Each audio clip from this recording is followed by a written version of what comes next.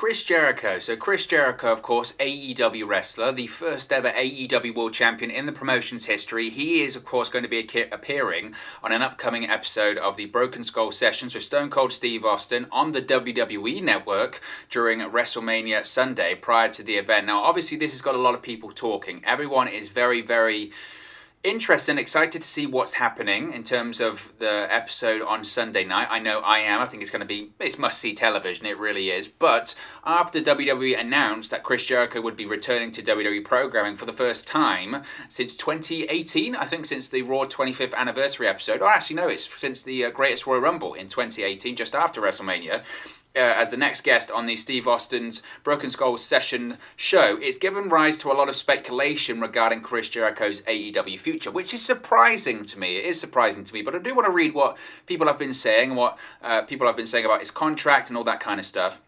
So Dave Meltzer revealed on the most recent edition of the Wrestling Observer radio show that Jericho's AEW contract would reportedly expire in 2022. This is no big news considering Jericho signed a 3-year deal. It's widely documented. Jericho said it himself. It's a 3-year contract. It was signed in 2019. Do the maths. He's expiring in 2022. Now Meltzer noted that Jericho could, quote, play both sides, which means that the veteran could entertain offers from WWE after his current AEW deal comes to an end. Meltzer stated that Jericho keeping his options open isn't a bad thing, as the former AEW World Champion can get the best deal if he negotiates with multiple parties. This is what Dave Meltzer said, quote, when his deal is up, which I believe is at the end of 2022, so it's a ways away, but when it's up, of course, he should play both sides against each other. Dave Meltzer is obviously an agent. He knows all of this stuff. That's what he should do. Some people think that's a bad thing, but I think that's a good thing, and see what the market brings. Jericho signed a 3-year contract with AEW in 2019, and he has been one of the top guys in the All Elite Wrestling promotion since. The former AEW World Champion helped build the promotion, and Tony Khan, of course, would like to retain Le Champion's services. However, Vince McMahon, of course, he would be stunned if not, will try and make a play for Jericho, as he is a pivotal part of the AEW roster, and also is a legend on WWE programming. As I mentioned, Jericho will appear on WWE programming as part of the Broken Skull Sessions episode on April 11th. Triple H, as I mentioned the other day, we did a video on this, reacted to the news and stated that WWE is always open for business with individuals or companies. Now, of course, Jericho might end up re-signing with AEW after his current contract expires in 2022. However, Le Champion could listen to what WWE officials have to say before making the final decision. So, and again, I must confess here, I was very, very hesitant about doing a video for this because I do think it's not really a news story, and I know we're Wrestle News 365, but it is something that people are talking about, and really I wanted to do the video more to sort of add a bit of reality to this situation, because I think that's what it needs. I think it does need a bit of reality. I really, unless Chris Jericho, for whatever reason, has this giant falling out with Tony Khan or with someone in AEW, or AEW, for whatever reason, just explodes and collapses, and Tony Khan says, I don't want to be in the wrestling business anymore, or whatever, I don't see a scenario where Chris Jericho leaves AEW. The reason I say that is because that's what Chris Jericho said himself. Chris Jericho has stated on multiple occasions, this isn't anything new, but he said on multiple occasions at this point, I have no interest in going back to WWE. I have no interest in going back to that place where I think he knows his level in WWE. He found it out. You have to remember the reason why Jericho went to AEW in the first place, and it all stems from that fantastic angle and storyline with him and Kevin Owens in 2017-2016, the best friends storyline. That, during that period of time, was the hottest angle on the show and the hottest angle in WWE. Chris Jericho, at the later stage of his career, was more over than he had ever been in terms of being a WWE star. He was, as a heel, the most popular guy on the roster. His catchphrases, whether it's "you just made the list," "stupid idiot," "it," he was so popular he got the word "it" over. People were chanting "it." That's how popular Chris Jericho got at that time. That's how great the Kevin Owens storyline was at that time. And what happened? Despite the popularity of that storyline, despite it being the best thing week to week on WWE programming, Chris Jericho and Kevin Owens was second. on the WrestleMania 33 card. Not the opening match. They would take the opening match because you've got a red hot crowd, you've got a crowd that's into it, it's WrestleMania, they've travelled all of that distance, they've waited 12 months for this. Being an opening match on a WrestleMania card is actually pretty prized real estate. I mean, it's up there with being the main event because you're going to have such a great, strong crowd reaction. But they weren't, they were seconds. So not only are the crowd coming down from a strong match, which it was at WrestleMania 33, it was AJ Styles versus Shane McMahon, it's a graveyard position. It really is. And I think Jericho realized that at the time that, okay, I'm second on the show and this has been the best storyline on television. I know my level. I know my level. And also you have to, maybe take a couple of steps back because you have to realize the original plans for that as well. The original plans throughout the year, and this is just before Goldberg comes back, and even, to be honest, after he came back and as they're building up to the Goldberg versus Brock Lesnar match in late 2016, the plan was that at one point, Kevin Owens turns on Chris Jericho. Chris Jericho becomes a babyface. And then at WrestleMania, Chris Jericho defeats Kevin Owens for the Universal Championship, becomes the Universal Champion. And then the following month, or the next pay-per-view, which I think would have been Extreme Rules, if I'm correct, he would have dropped the title to Brock Lesnar, and Brock Lesnar would have become the Universal Champion. Because that was the plan. They wanted, coming out of WrestleMania around that period of time, Brock Lesnar to become Universal Champion. So that was the plan. And of course, Jericho, when he heard that, was like, absolutely. At this stage in my career, he'd never been a world champion as a babyface either. We're not going to count that WWE Championship victory that never was over Triple H on Raw all those years ago. So of course he was like, absolutely, because the storyline was that hot. It was that white hot. And then obviously plans changed. Goldberg came back, decided he wanted to do more matches. He beats Lesnar, and then they move on to Goldberg taking the title off of Kevin Owens, and then Goldberg facing Lesnar at WrestleMania. Lesnar wins the Universal Championship. Jericho and Owens go on at second, and Jericho realizes, you know what, I'm done. I've reached my level. I can't get more popular than this, and yet I'm second on the show. So he decides, you know what, I'll leave. And then the New Japan offer comes up and he works with Kenny Omega. And then suddenly, it's kind of like, I don't know, I don't want to say Stockholm Syndrome because I think that's unfair to WWE. But sometimes when you're in that WWE bubble, and so many wrestlers have said this, sometimes you're in that bubble, not so much that you don't realize what's outside of it because you are aware, but you don't think that what is outside of it is any good or as big as WWE, or you're kind of just conditioned into thinking this is the place to be. This is the place to be. And this is the way that wrestling works. You have these script writers, you have these producers, you have these agents, you have these layers of control that I have to get to. That's how we do pro wrestling. And in reality, it's not. And Jericho realized that. It was like at the Truman Show at the end of the film when he goes outside and realizes, wait a minute, this is the world I was living in. It was a false reality. There's so much more.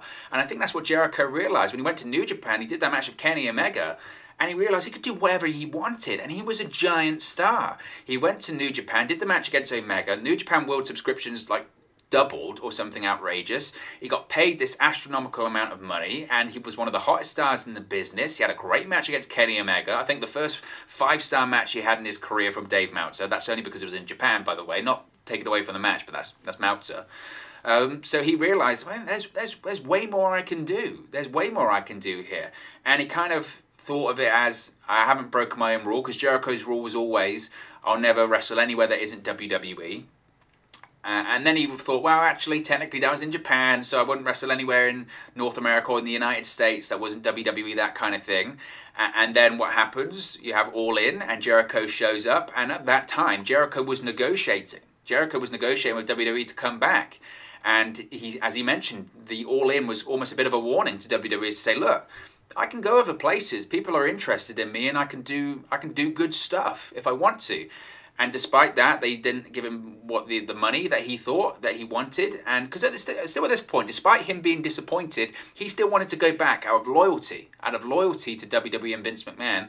And they didn't give him the offer that he wanted. And he realized, I'm just going to still be in the same position. I think they wanted him to work with Kevin Owens again. And he's kind of like, I've done that, all that kind of stuff. And then he gets the call from Tony Khan, and it's and the rest, they say, is history. And he gets the biggest contract of his career. He's absolutely, despite some of the, how do I put this correctly or politely, despite some of his things he's said and things he's done over the course of the last 12 months, especially during the pandemic. I don't really want to get into that much, but when it comes to his political point of views and certainly his views on the pandemic, I certainly don't agree on that. And it has, I think, some people caused him to go down in certain people's estimations. I think that's probably fair. Despite that, he's arguably, to this day, more valuable than he's ever been during his career. And he's 50 at this point. So he's 50, and yet he is more valuable at this point than he has ever been during his career. And he's on the biggest contract than he's ever been in his career. There is still a lot of money to be made having Chris Jericho on your roster. And Jericho in AEW, again, talking about, creativity and the creative process and being shackled or not being allowed to do certain things in WWE, going on second at WrestleMania, Chris Jericho does what he wants in AEW. And that's not like an abuse of power, that's not creative control or anything like that. But I mean, the creative process in AEW, it's Tony Khan saying to Chris Jericho, what do you want to do? You can do what you want. And when promos, Chris Jericho said this on multiple occasions. There's been a lot of promos in AEW that he doesn't even know what he's going to say, and he goes out there. They say, go out there, we trust you. You're Chris Jericho. Of course you can do what you want. Not even bullet points, just go out there, no script. And I think Jericho's just enjoying that freedom. He shows up once a week. He has great matches, he has great promos, he does whatever he wants, and then he goes and he can carry on doing his touring with Fozzy, he can carry on doing his stuff on YouTube, he can do whatever he wants. And if he goes to WWE, that doesn't happen. Now, I know the way WWE conduct their business has changed slightly because of the pandemic. I know that they are in the Thunderdome once or twice a week, but that will change. Regardless of what they have done for the past 12 months, once things start to open up, WWE is going to go back to what WWE does. Now, are they going to be doing live events 5 days a week like they used to? I don't know. I don't know the answer to that one. To me, that still seems a long way off. Even coming out of WrestleMania, we're going back into the Thunderdome with virtual fans in attendance, just in a different location. So even that point of getting live fans constantly there and live fans constantly touring, that does seem a way off. But my point being that Jericho's not going to commit to that.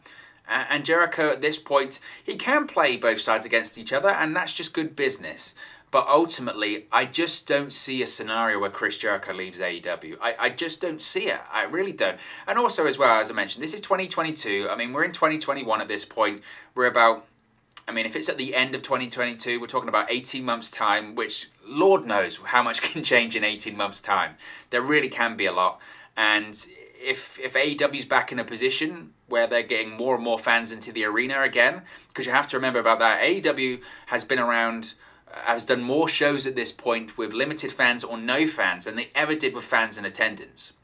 So getting back to a point where they can have fans in attendance every week is a big deal for them. They haven't got any competition from another pro wrestling show on Wednesday night anymore. You would hope, I think AEW is hoping, that the viewership and the ratings will increase because of that, because they don't have a divided fan base on a Wednesday night anymore.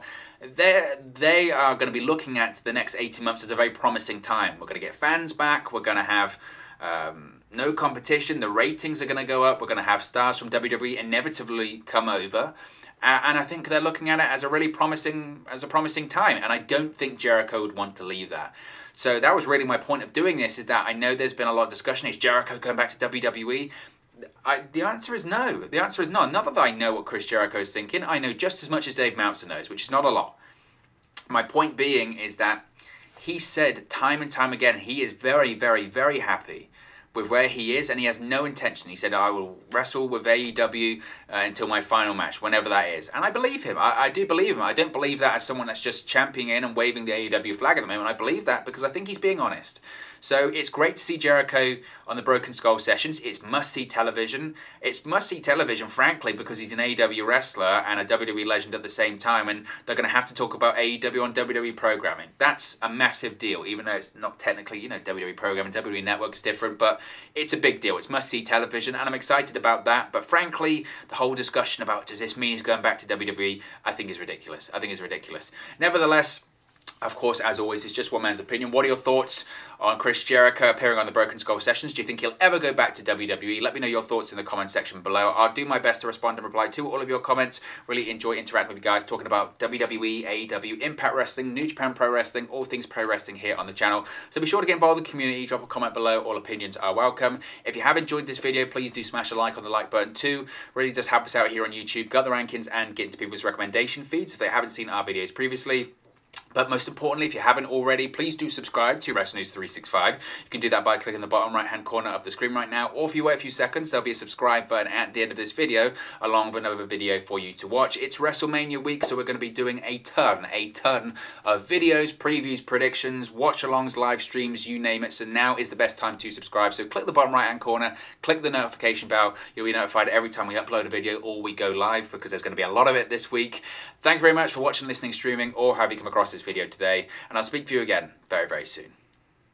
Hey guys, thank you for watching, listening, streaming, or however you come across this video today. Be sure to click on the video on the right there to watch our next video, or click the bottom there to subscribe, or the bottom right hand corner. Thank you very much, and I'll speak to you again very soon.